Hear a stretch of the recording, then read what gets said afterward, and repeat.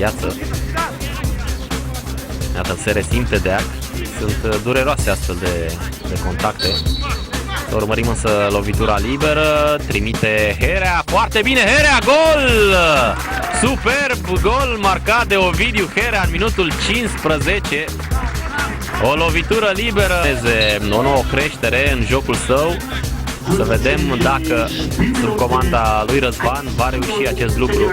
Deocamdată un gol absolut superb marcat de Herea. Joacă la Fiji Sport 2 formația lui Dan Petrescu.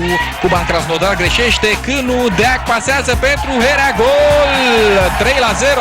3-0. Cânu face o greșeală uriașă. A vrut să-i paseze lui Minisavlievici. I-a pasat însă lui Deac, iar Herea cu o scăriță s-a distrat cu Cerniauskas. 3-0 pentru Rapid contra Vasuleiului și giuleștenii obțin un prim succes extrem de important în lupta pentru titlu. Iată și felul în care a sărbătorit. Surprinde apărarea celor de la O pasă pentru Herea, nu este offside. Herea față-față cum atac, e Herea! Gol! Rapid! Gol! Ovidiu Herea! Acțiune splendidă a giuleștenilor care a dejucat. I-a emoționat pe toți oamenii implicați în fotbal. Herea pleacă de lângă Dănuț Munteanu și îl execută elegant ca un jucător de rasă pe Florin Matache. Herea ajunge la 11 reușite în acest sezon în Liga 1 Bergambir. Ultima sa reușită, ultimul său gol fusese la ultima înfrângere. Nu, acum mai pasează lui Sesinia. Se cere offside, nu este offside și gol! Herea! 2-2 în minutul 71. Fundașii bistrițeni erau cu mâinile pe minutul 71. Se restabilește egalitatea. Noi revedem această fază de atac. O fază pe care Radu Naumov va discuta la Premium Liga imediat după încheierea acestei partide pe GSP TV, împreună cu Dan Udrea de la Gazeta Sporturilor și cu Robert Niță, fostul atacant al Rapidului. Foarte bună centrarea lui Sesinia, l-a găsit perfect. Acest primește Rui Duarte, Sabris Burlea, Herea, gol, 1-1. Gol marcat de Ovidiu Herea, un contraatac școalește să marcheze. Iată centrarea foarte bună a lui Rui Duarte, inteligentă, trimisă înapoi spre Sabrin Burlea. Șutul ratat al acestuia a făcut ca mingea să ajungă la Ovidiu Herea. A îndeplinit o simplă formalitate, 1-1. Tadasiu bate cornerul, o minge întoarsă cu capul și este gol! 2-0 pentru acestei partide. Iată reluarea acestei faze. Cu o primă minge retrimisă în careu către Herea, cel care înscrie, iată. Noi revedem însă faza golului 2. Da, o reluare acrobatică a lui Ovidiu Herea, surprins, să spunem, Sebastian Huțan, pentru că mingea venise chiar pe el. Da, a sărit prost din gazon, exact în genunchi, n-a avut timp să se lase pe minge. Oricum un gol superb marcat de Ovidiu Herea. Era minutul 69 al partidei. Execuția a fost superbă, golul până la urmă a venit. Moment de inspirație, Herea și gol! 2-0 Rapidul, 3 puncte, poziție. Judecat foarte bine și executat ca la carte de către Herea. Sportul Rapid 0-2 și seria neagră a Sportului Zdențes se prelungește. 5 înfrângeri. Ovidiu Herea pleacă spre minge, Herea, gol! Gol Rapid, deschide scorul în minutul indubitabil, indiscutabil. Și execuția lui Ovidiu Herea.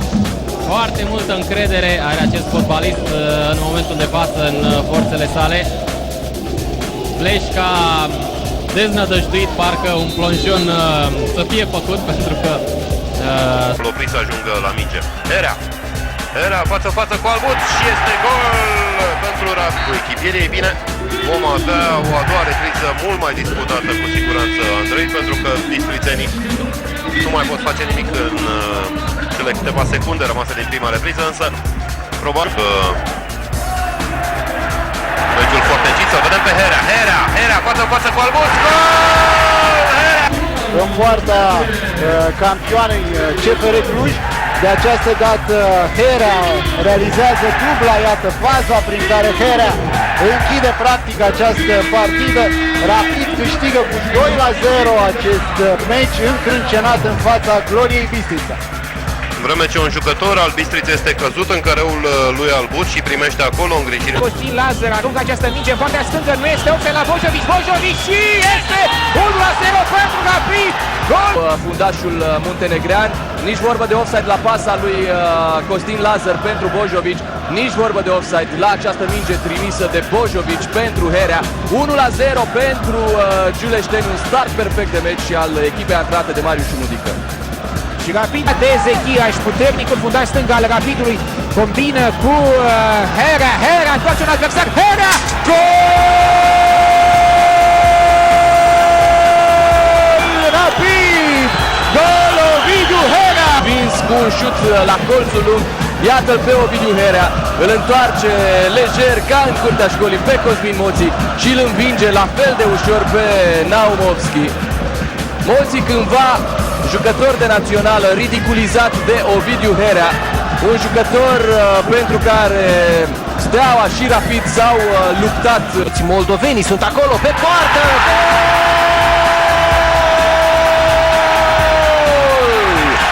Ei bine, acum a dat Spadasio sau, dar indiferent care dintre ei, da, Herea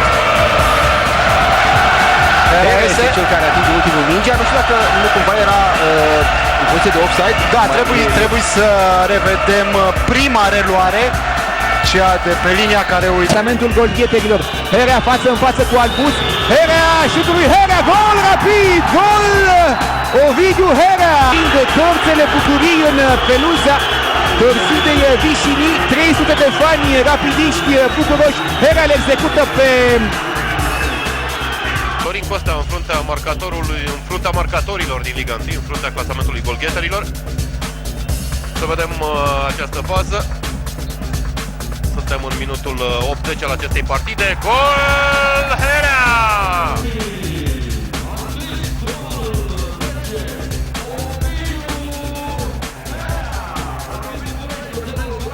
Ați auzit ce se întâmplă pe Giulești. Om la 5 dintre piesele de bază ale Rapidului, șutul lui Ricardo Fernandez și gol pentru Rapid, gol pentru Rapid. Băchiță primește gol din corner după 2 ani în această ediție de campionat. Minge respinsă de Rada, Ricardo Fernandez și dintre Spadasio execută această lovitură liberă, se duce la bara a doua, greșește! Făcut dreptate din punctul lui de vedere, celălalt pentru că a greșit, iată-l pe Nuno Claro boxând în spate, balonul în spatele lui Herea.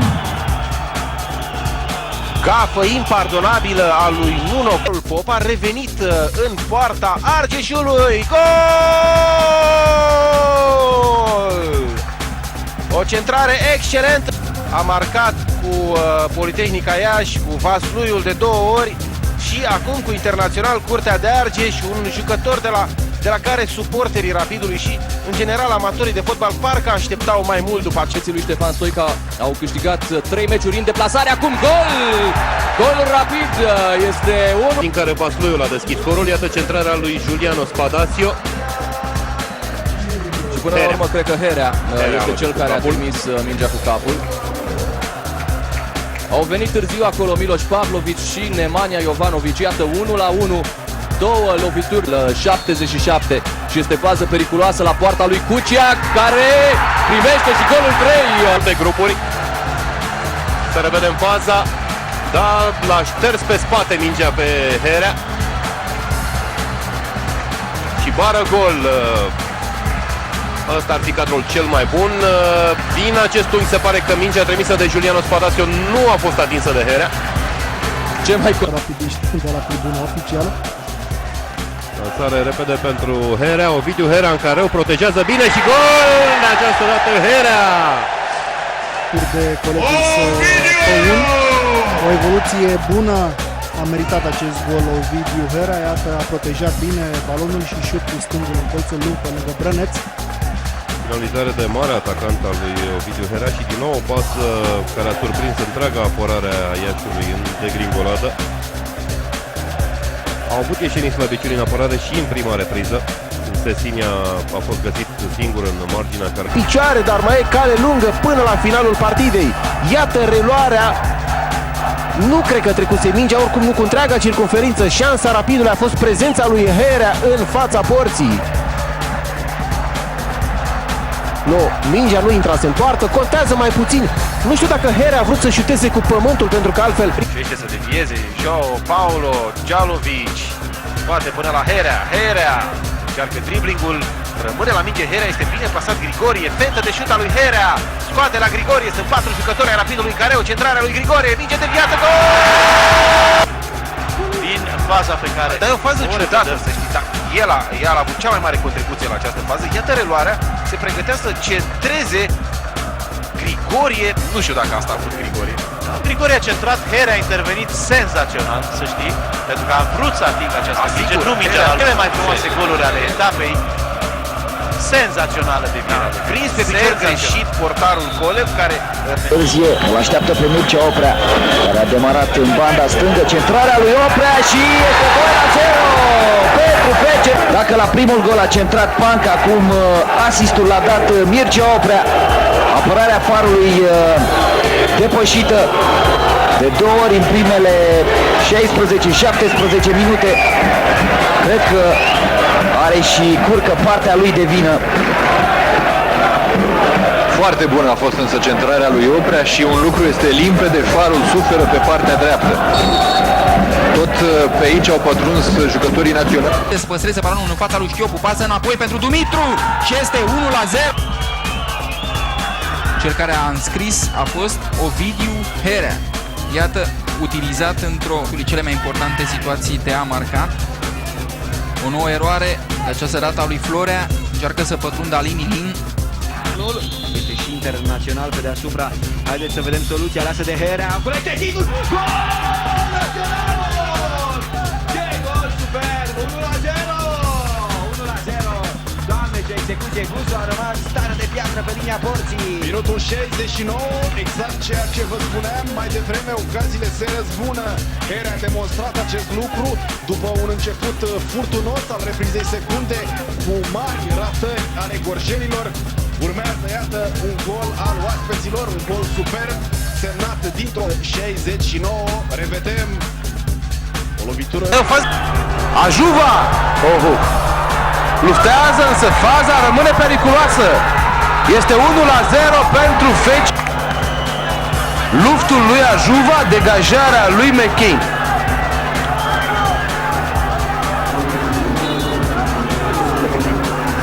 Și golul izbutit de Herea. Toate cele 3 goluri marcate în deplasare de Fece Național în acest...